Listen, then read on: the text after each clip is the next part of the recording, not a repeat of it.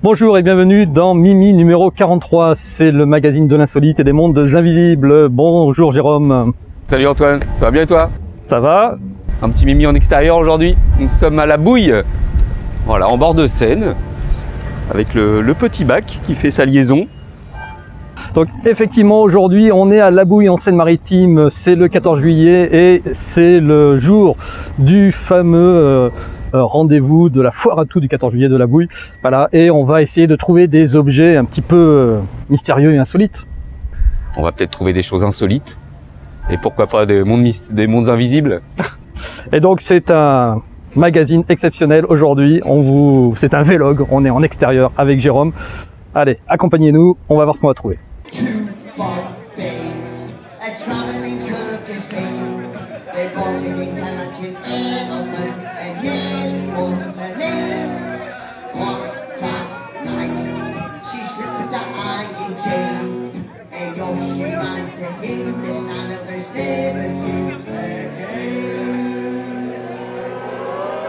Bonjour monsieur, pour cet album de Charlie Couture. Oui. Combien est-ce que vous en voulez? 5 €. 5 €. Ah, moi j'ai un autre deal à vous proposer. C'est là j'ai vu que vous avez noté que c'était très rare comme l'huile et la moutarde. Bien sûr. Moi je vous propose ça. Si je le retrouve.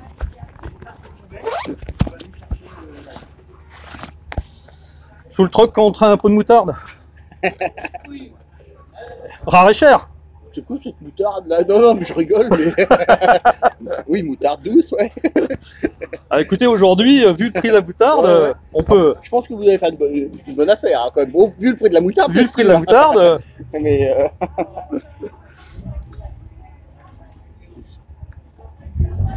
Oui, de toute façon, moi je. Ah, pour le fun, allez. Pour le fun. Pour le fun, un Franchement, pot de moutarde rare et ouais. cher contre un Charlie Couture. Nickel. Allez, ça marche.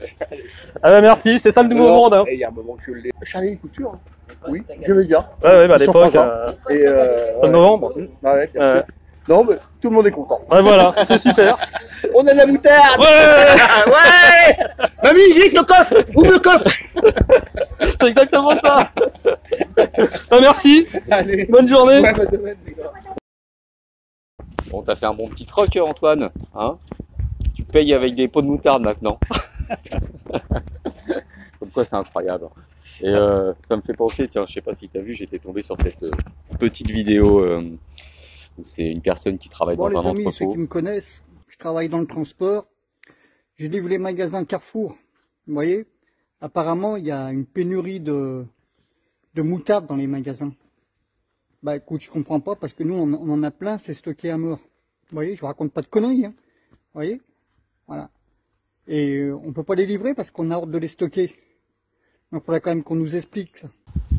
Voilà. Voilà. Ça, pareil, hein. De l'autre côté, il y en a pareil. Hein. Ah, c'est de la moutarde, vous voyez. Un bâtiment Ça compte pas plein de de pots de moutarde. T'imagines tout ce que tu pourrais acheter avec ça, Antoine? Non mais comme quoi ils nous prennent un petit peu pour... Je sais pas, selon toi, c'est fake ou... Non, je pense pas que ce soit fake. Comment on explique une pénurie de moutarde dans un pays comme la France où on a tout ce qu'il faut pour en fabriquer? Moi je trouve ça un petit peu... Et comme il le dit, hein, ils ont ordre de pas livrer. Voilà. Donc ils créent eux-mêmes des pénuries. Alors dans quel but? Est-ce que c'est pour faire monter le prix après quand ils vont mettre tout ça en rayon? Tu l'as payé combien ton pot de moutarde, Antoine? Oh. Moins cher que ce qui... Qu'un livre de Charlie Couture. c'est ça. Donc ouais, voilà, à voir hein, comment ça va se passer, mais voilà. Et c'est pas la première vidéo que je vois tourner dans ce type-là, enfin de personnes qui font voir des stocks dans des hangars de bouteilles d'huile, etc. Et nous, bah, nos rayons sont vides. Oui, et puis il paraît qu'aux frontières, il y en a partout. Oui, dans les Luxembourg, pays limitrophes, en Belgique, Italie, il n'y a aucune pénurie, c'est que la France. Même à Dijon, il n'y a plus de moutarde. Ouais. Ah, mais c'est quoi l'intérêt? À qui profite le crime? Ah, c'est l'or jaune. C'est la moutarde maintenant. Jusqu'à ce que ça monte au nez des Français et puis hein. Mais oui, à qui profite le crime? Voilà, c'est ça. La question à se poser. Ok. On continue notre visite? Allez, c'est parti.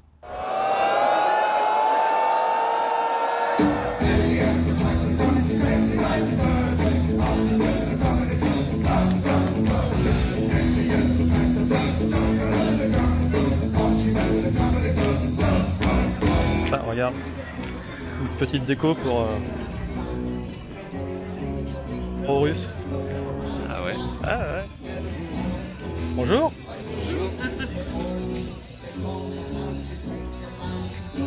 Je peux regarder? Alors, la tête est très fragile. La tête est fragile. Ouais, parce que la tige. Et après,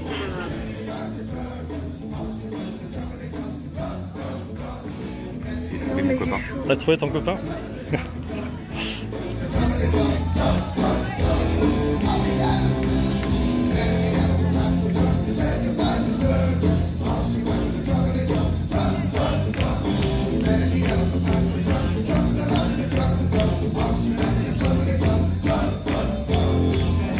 Bon, j'ai trouvé quelque chose, mais j'ai pas fait affaire. Trop cher, mon fils. Mais j'avais vu cette petite statue égyptienne qui me plaisait bien. Ah, en plus, on peut pas négocier. Ouais, mais c'est dommage. Moi aussi, je cherchais quelque chose. Tu vois, je cherchais ça. Qu'est-ce que c'est ça? C'est la déesse Yarmouk. La déesse Yarmouk. Yarmouk. Eh oui. C'est chouette. Yarmouk, elle a 8000 ans, hein, cette petite déesse. Mais bon, on risque pas de la trouver malheureusement dans une foire à tout en France à la Bouille. Tu sais, on avait parlé dans un Mimi d'un site archéologique à côté d'Israël, en Palestine. Oui. Bon, ben voilà, là c'est en Jordanie, c'est le site de Sha'ar HaGolan, où les archéologues ont trouvé une nouvelle représentation de la déesse Yarmouk. Alors c'est pas tout à fait celle-ci elle se trouve dans le musée d'Israël, mais là je la mets à l'antenne, là vous la voyez, elle n'est pas tout à fait aussi bien finie, elle a plus souffert de l'usure du temps, mais si on regarde quand même cette déesse, elle a quand même une drôle de tête. Hein. Ouais. Pourtant, alors, le crâne allongé, encore ouais, c'est ça. Le menton allongé. C'est ça. Hein, et puis une espèce de chapeau pointu. Ça revient souvent dans ces vieilles statuettes paléolithiques, cette notion de crâne allongé. Que c'est comme si effectivement il y a eu une humanité ou une extra-humanité qui avait ces attributs de crâne allongé et qu'on retrouve un peu partout dans le monde. Hein. C'est pas que dans cette zone du désert, on en retrouve aussi en Amérique du Sud. Voilà. Donc, écoute, voilà, c'est une nouvelle de Géo et ça a été découvert par des archéologues sur le site de Sha'ar HaGolan pour la petite news archéo du moment. Allez, on continue notre visite. Notre petit périple.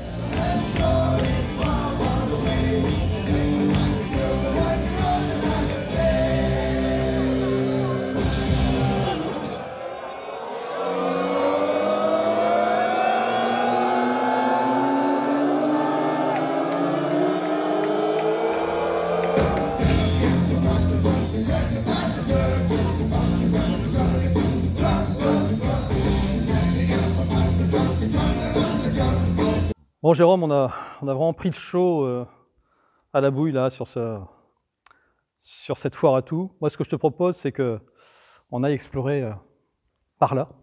Oui, à la fraîche. Je sais pas si vous voyez la brume, mais Et c'est vrai que là, quand on rentre dans la grotte, on perd 20-30 degrés d'un seul coup. On est comme dans une chambre froide là. Limite, fallait prendre un petit pull. alors pourquoi je voulais t'amener par ici? Parce que ça m'a fait penser à une news qui est sortie cette semaine, une actualité sur une base lunaire qui va être construite par les Japonais. Tu sais qu'il y a le projet en 2025, le projet Artemis, je crois, d'aller recoloniser, en tout cas revenir sur la Lune. On en a déjà parlé dans un Mimi. Et nos amis japonais ont eu l'idée de construire ceci. Est-ce que tu sais à quoi ça sert? Ah, ça ressemble à une grosse toupie, Antoine, j'ai l'impression. Ouais, t'es pas loin de la vérité. Est-ce que tu connais la gravité sur la Lune? Allez, un et des chouïas. Newton par, je sais plus la formule exacte, mais qui est beaucoup moindre que sur Terre, évidemment. Ouais. 1,6 newton par kilo et la gravité sur la Terre? On est à 7,8. 9,8 newtons par kilo. Et bien, effectivement, tu sais que tous les astronautes ont le mal de l'espace. Hein. Quand ils restent trop longtemps dans l'espace, ces problèmes de gravité, ça leur pose des soucis. Bien, grâce à ça, les Japonais, ils ont trouvé la solution. Ils vont reproduire la gravité terrestre dans leur base lunaire. Elle sera disponible qu'à partir de 2050, mais le principe, il est simple. C'est une toupie, tu l'as dit. T'étais pas loin. Ça permet de faire un tour en 20 secondes, donc c'est quand même assez rapide, parce que la structure est assez haute. Et du coup, ça reproduit la gravité terrestre. Donc, j'allais dire les astronautes, mais ça, c'est un autre nom. Les tachyonautes. Oui, mais même ceux qui vivent, les habitants de la Lune, comment ça s'appelle? Les sélénites. Les sélénites, voilà. Le baron de Mauthausen, c'est ça, qui avait été sur la Lune. Alors, pour ceux qui ne connaissent pas, hop, je vous mets la petite affiche des aventures du baron de Mauthausen à voir impérativement. Et donc, voilà, ce projet-là, ce projet lunaire, c'est prévu pour 2050. Ça va permettre donc à tous les sélénites de vivre comme s'ils vivaient sur Terre et ne pas avoir le mal lié au problème de gravité. Et il y a beaucoup de projets autour de la Lune en ce moment. Allez, on va en profiter. Allez. On va aller voir ce qui se passe par là. Je te suis, Antoine. Hein. Tu vas nous faire la visite, Captain Haddock. Moi, je fais ton Tintin. Et puis, j'ai mon chien, Milou. J'espère qu'on ne va pas le perdre dans une crevasse. Peut-être trouver de la glace.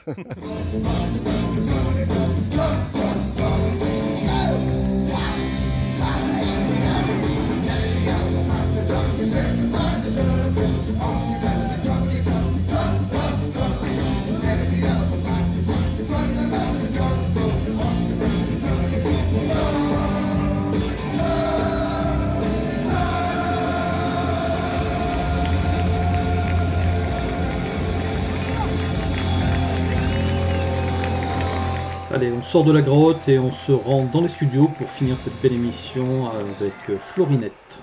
Eh bien, bonjour Florinette. Bonjour Antoine, bonjour Jérôme et bonjour les amis. Bonjour Florinette. Et ça nous fait vraiment plaisir de te voir en face à face sur Miasme TV. C'est vrai que tu as ta place d'honneur sur cette chaîne, hein. Tu as ton émission récurrente une fois par mois avec des invités, mais ça faisait très longtemps qu'on n'avait pas eu une émission tous ensemble, toi et moi. Ouais, Donc, ça me fait très plaisir aussi. Donc, on voulait profiter, tu sais, de ces émissions de fin d'année pour voilà, réinviter les gens qu'on aime bien. Surtout qu'aujourd'hui, c'est une émission un petit peu particulière. On a été une fois à tout, on a été dans une grotte, et voilà. Et puis on finit avec toi sur un dernier sujet insolite. Mais avant de parler de ce sujet que tu voulais nous proposer, si on faisait un petit tour d'horizon de ton actualité à toi, parce qu'elle est chargée, là tu es en pleine création d'une association, tu as aussi ton projet Fleur de Bac, tu as ton blog qui continue aussi à exister et puis à être de plus en plus fourni en termes de lecture. Alors, par quoi tu veux commencer? Déjà, effectivement, je suis conseillère en fleurs de bac. Et là, je me suis mis un petit peu entre parenthèses pour m'occuper d'une association que je suis en train de mettre en place concernant les livres. Donc, cette association s'appellera Les Lectures de Florinette. Et là, je vais proposer des livres, tous mes livres. Il y en a plus de 1200. En prêt, comme une médiathèque. En fin de compte, ce sera chez moi, ce sera une sorte de rencontre et partage autour du livre, autour de tables rondes pour les personnes qui veulent s'exprimer sur les phénomènes inexpliqués qu'elles peuvent rencontrer, sur aussi le deuil qu'elles peuvent traverser. Voilà, et puis moi, je serai là pour les conseiller dans ces lectures qui ont déjà le thème principal qui est la vie après la mort. Il y a la médiumnité, il y a après, bien sûr, ça va beaucoup plus loin. Il y a les soins énergétiques, le chamanisme, les peuples autochtones, les ovnis. Voilà, c'est énormément de sujets. Et j'avais vraiment très envie de créer cette association parce que ces livres-là, on ne les trouve nulle part, ni en médiathèque, à part bien sûr sur des plateformes de vente, mais sinon, même pas dans les librairies. C'est beaucoup de développement personnel alors qu'il y a des auteurs et des maisons d'édition qui méritent d'être connus. Ouais. Voilà, c'est pour ça vraiment j'ai fait. Je crée cette association pour ça. Et pour ouvrir aussi les personnes à autre chose. Car ce sont des livres qui apportent une réflexion, qui nous apportent à réfléchir sur nous-mêmes, sur la vie. sur ce qu'on fait là. Donc, je pense que voilà, j'ai vraiment envie d'apporter ça aux gens, de leur dire, mais puis de les sortir de la peur aussi, de montrer que le monde qu'on nous dépeint dans les médias, c'est pas le monde qu'on vit. C'est pas celui-là, là, la vie, c'est pas ça. Ça, c'est la société. Mais la vie qui est la vie vraiment, la vraie vie, pour moi, c'est pas ça. C'est pas ça. Elle est plus belle que ça. Mais celle-ci, on n'en parlera pas. On n'en parlera pas qu'on a un esprit, qu'on a un cœur, qu'on peut faire tellement de choses. On a des pouvoirs immenses en nous qu'on ne connaît pas. Et tous ces livres, les auteurs, ce sont souvent des médecins comme les pieds sur terre, nous expliquent qu'on est bien plus ce que nous pensons. Voilà. Oui, comme le docteur Charbonnier, comme voilà. Docteur Et des Moreau, scientifiques, etc. puisque j'ai des livres de Philippe Guillemant, c'est vraiment des personnes, c'est comme il y en a qui cherchent toujours des preuves, oui, mais prouvez-le-moi, mais ça y est, c'est déjà prouvé. Lisez ces livres. La recherche sur la conscience a plus de 45 ans, 45 années d'études. Donc, ouais, il faut lire ces livres. Et vous verrez que votre vie va se transformer. Votre regard sur le monde, sur la vie va changer. Et moi, je sais que depuis que je lis ces livres-là, il m'est arrivé énormément de choses que je ne peux pas expliquer. On ouvre une porte sur l'invisible et ça nous met en joie parce qu'on voit tout ce qu'on peut faire. Tu sais que tu devrais nous faire des conférences sur le sujet. Tu es tellement passionné par le sujet. Non, tu as tout à fait raison. Et puis, c'est peut-être aussi pour ça, moi je le vois très bien en discutant avec mes amis éditeurs, on a l'impression, on a le sentiment qu'il y a une volonté de vouloir tuer le livre, de vouloir le faire disparaître, parce que finalement, les livres regorgent de tellement d'informations, de tellement de témoignages, de tellement d'éléments importants et capitaux pour notre développement personnel, notre devenir, qu'on préfère les faire disparaître et puis bombarder les gens de vidéos YouTube. Bon, d'accord, on est sur YouTube, mais il y en a des moins bonnes que d'autres. Et faire disparaître tout ce qui est écrit. Et quand l'écrit disparaîtra complètement, c'est vrai que tout ça, ça sera perdu. Et toi, tu essaies de le faire revivre. Alors, tu es sur le bassin d'Arcachon. Voilà. C'est ça ? C'est ça. Donc, les personnes qui voudraient adhérer à ton association, effectivement, il faut se déplacer après jusqu'au bassin d'Arcachon. Mais effectivement, pour avoir vu de mes yeux ta bibliothèque, il y a de nombreux ouvrages, dont des ouvrages assez rares, qu'on trouve qu'à des prix inaccessibles sur Internet. Donc, voilà, c'est vraiment quelque chose qui est à suivre et qu'on peut retrouver sur ton blog, oui. Les lectures de Florinette. Voilà, c'est ça. C'est ça. Il y aura le catalogue qu'on pourra télécharger. Donc, je suis en train de faire un catalogue de classement par auteur et puis un catalogue de classement par catégorie. Bon, c'est pratiquement fini, mais bon, j'ai encore quelques petites mises au point à faire, mais je pense l'ouvrir en septembre, l'association. Et puis pour ceux qui ne le sauraient pas, vous savez que Florinette aussi nous fait le plaisir de partager ses analyses de livres dans chaque numéro de Génération Cité d'Or. Vous pouvez la retrouver à la fin, les lectures de Florinette. Tu as vu, là, c'est toi. Non, là, ici, tu es là. Voilà, donc à chaque fois des analyses très intéressantes sur deux ouvrages et qui ramènent ensuite sur son site pour plus de détails ou pour découvrir d'autres ouvrages. Voilà, d'autres projets sur cette année 2023 qui va arriver? Oh non, déjà, je pense que ça va me prendre beaucoup de temps, déjà à louer, à rencontrer les gens, parce que je voudrais faire aussi des conférences. Il y a en plus, j'ai la chance, c'est qu'une maison d'association vient de se construire à 200 mètres de chez moi. Donc, je suis allée voir les salles. Bon, s'il n'y a pas de passe, bien sûr, j'organiserai des conférences avec les auteurs. Voilà, qui pourront parler de leurs livres. Ça risque de devenir un lieu cultissime par chez toi. Mais s'il y a le pass, ma médiathèque, il n'y aura pas besoin de pass ni de masque parce que ce n'est pas un lieu public, puisque c'est chez moi, c'est un lieu privé. Donc, les personnes, la culture sera ouverte à tous. Elle sera ouverte à tous. Voilà, il n'y a pas de discrimination. Ça, Voilà. j'y tiens. Et sur Miasme TV, on aura le plaisir aussi de te revoir pour de nouvelles émissions à la rentrée. Oui, bien sûr. Ah oui, oui, ça, c'est sûr. Avec Donc, grand plaisir. on vous donnera la liste au fur et à mesure des invités qui passeront sur la chaîne avec Florinette. En tout cas, voilà, c'est toujours avec plaisir. Je sais qu'il y a beaucoup de gens qui te suivent et puis qui apprécient vraiment les sujets que tu abordes. Ben voilà, Jérôme, tu as peut-être quelque chose à rajouter? Ouais, bah sur la foire à tout, aujourd'hui Antoine ensemble, je suis tombé sur deux petits livres justement, tu vois, il y a des gens qui veulent s'en débarrasser, bah on peut tomber sur des petites perles.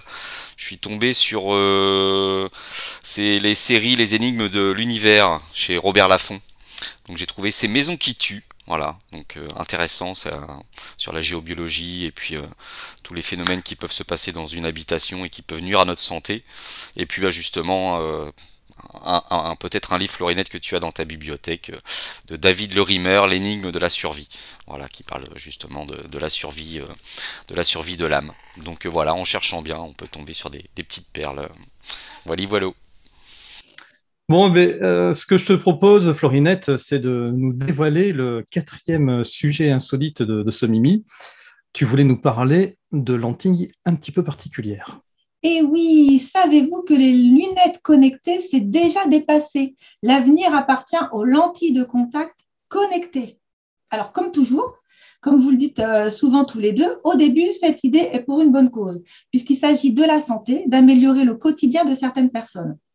Verily, la filiale d'Alphabet Google, dédiée à la recherche scientifique, a travaillé pendant 5 ans sur des lentilles capables de détecter le taux de glucose contenu dans le liquide lacrymal de la personne qui les porte. Une invention qui pourrait changer la vie des personnes atteintes de diabète. Seulement voilà, après plusieurs travaux cliniques, les équipes ont mis le projet en attente. Pour le moment, le dispositif ne permet pas de réaliser des mesures suffisamment satisfaisantes, mais comme les bases sont là, Google les utilise pour développer sa propre lentille de contact intelligente. Entre-temps, comme on peut le lire sur Futura Science à San Diego en Californie, des chercheurs ont développé une lentille souple qui a pour particularité d'être pilotée par les mouvements de l'œil.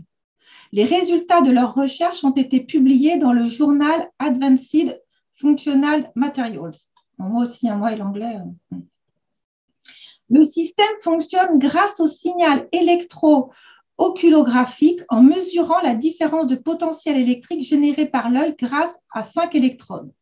Ils ont ensuite utilisé ce signal pour commander une lentille souple biomimétique qui fonctionne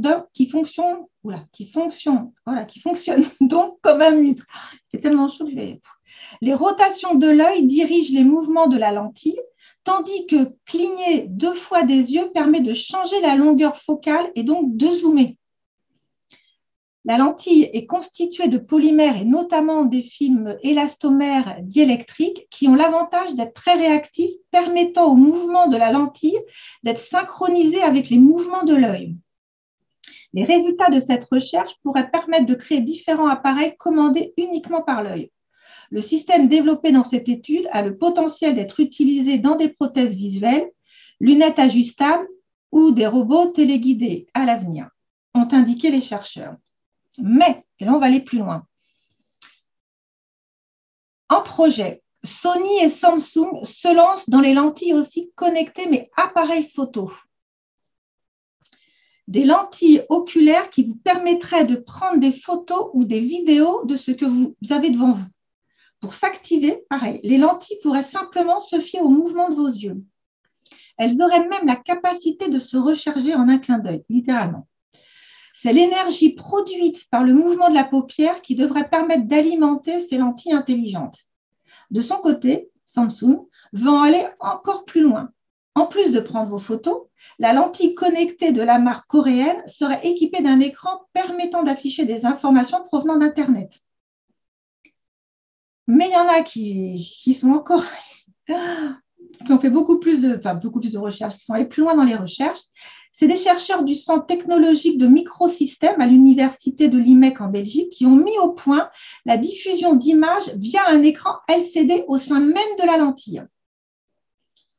Bon, alors l'écran serait incurvé et sphérique de façon à s'adapter à la forme de la lentille. Les chercheurs ont évidemment imaginé plusieurs finalités au concept. La première est médicale, toujours pour les problèmes de vision. En effet, l'écran permettrait de contrôler la transmission de la lumière vers la rétine si l'iris est abîmé. Il s'agirait en fait d'un iris artificiel. L'autre fin est esthétique, réglage de la couleur de l'iris. L'écran sera en revanche visible. Alors c'est là que je ne vois pas trop l'utilité. Parce que l'écran sera en revanche visible que par les personnes extérieures et non le porteur. Bon, je ne vois pas trop. Bon. Ah oui, si, c'est peut-être les personnes qui te regardent verront que tu as une lentille modifiée. Ouais. Par contre, toi, en la portant, ça ne te gênera pas pour voir l'extérieur, tandis que ceux qui te regarderont sauront que tu as une lentille parce qu'il y aura quelque chose qui fera que... sinon, t'imagines, cette invention-là, c'est le rêve des sous-doués. Ah bah le oui. fameux film, je ne sais plus, des années 80 ou 90, où ils cherchaient par tous les moyens de tricher pour avoir leur bac. Là, Ah bah oui, c'est ça. Oui, je me Voilà. souviens de ça. Donc, bon, mais voilà, l'idée, c'est au moins de mettre un indicateur pour que, ah ben oui, toi, tu as des lentilles. Voilà. C'est peut-être le minimum. Voilà. Maintenant, je dirais, reste à convaincre tous ceux qui ne portent pas de lunettes et aussi ceux qui en portent et qui n'apprécient pas particulièrement les lentilles, parce qu'il faut pouvoir supporter des lentilles. Moi, j'en ai porté. Et d'avoir un corps étranger, parce que c'est un corps étranger, dans l'œil toute la journée, à un moment, ça irrite quand même. Maintenant, elles seront peut-être plus souples, plus fines, je ne sais pas. Elles sont Oui, s'ils en sont à ce niveau d'évolution technologique, je pense qu'un jour, ils vont réussir à faire des lentilles qui pourront être portées à vie sans gêner, sans gêner la pupille, hein, je pense. Il y en a qui dorment avec les lentilles. Bon, je crois que c'est...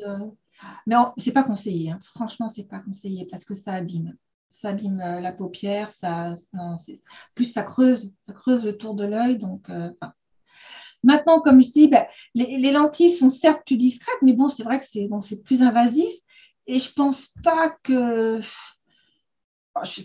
Pour moi, je pense... Enfin, je sais qu'il y en a qui ne supportent pas. Je pense pas qu'il y aura vraiment du succès par rapport à ça. Par rapport aux... si tu crois. Peut-être pas sur le côté lentille, mais sur le côté technologie, ça viendra peut-être avec plus sur des lunettes. Mais c'est ce qu'on voyait dans Black Mirror, hein. Tu sais, Ouais. tu vois la personne et pouf, tu sais directement sa taille, son poids, son machin, ses trucs. Ah ouais. Puis si tu veux aller plus loin, pouf, ça zoome directement sur toute sa page Facebook.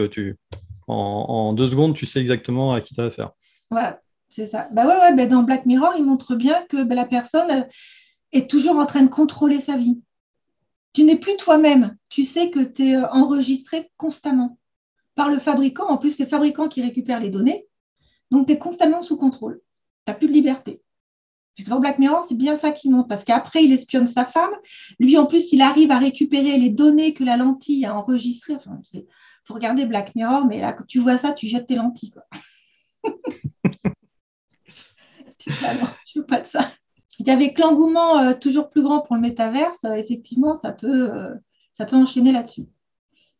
Quand on voit que le métaverse va générer des dividendes à tous ceux qui vont investir dedans, qui vont être extraordinaires, et effectivement, c'est une des portes d'entrée vers le métaverse, ce genre de technologie.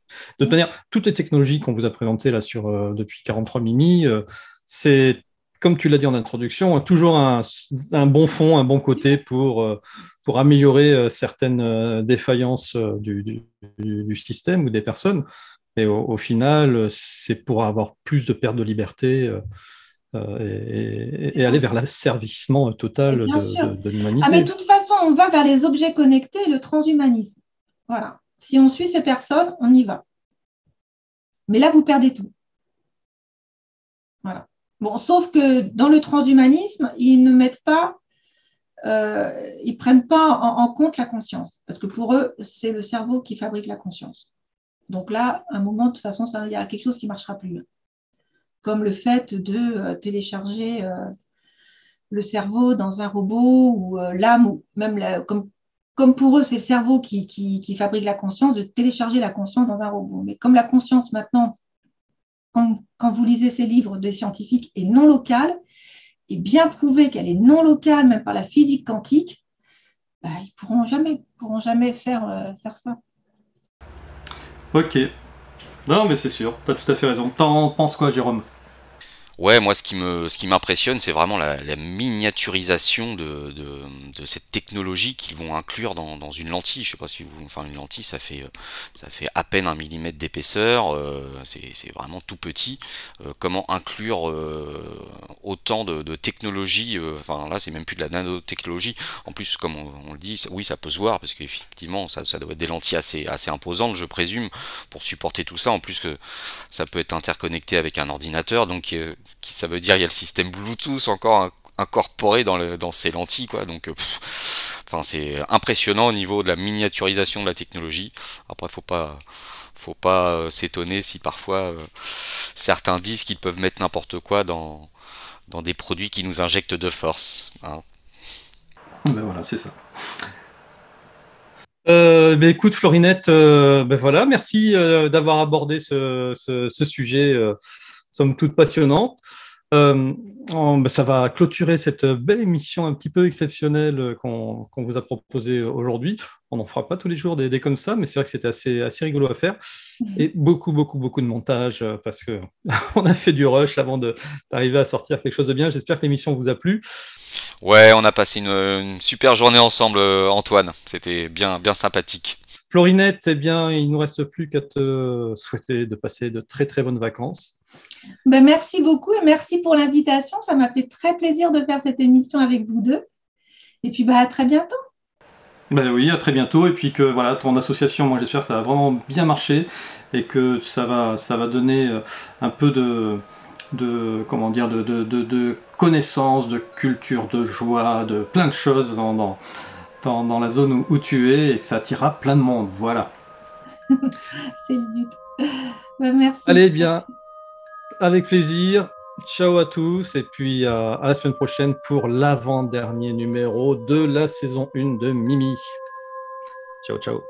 Ok, salut Florinette, salut Antoine.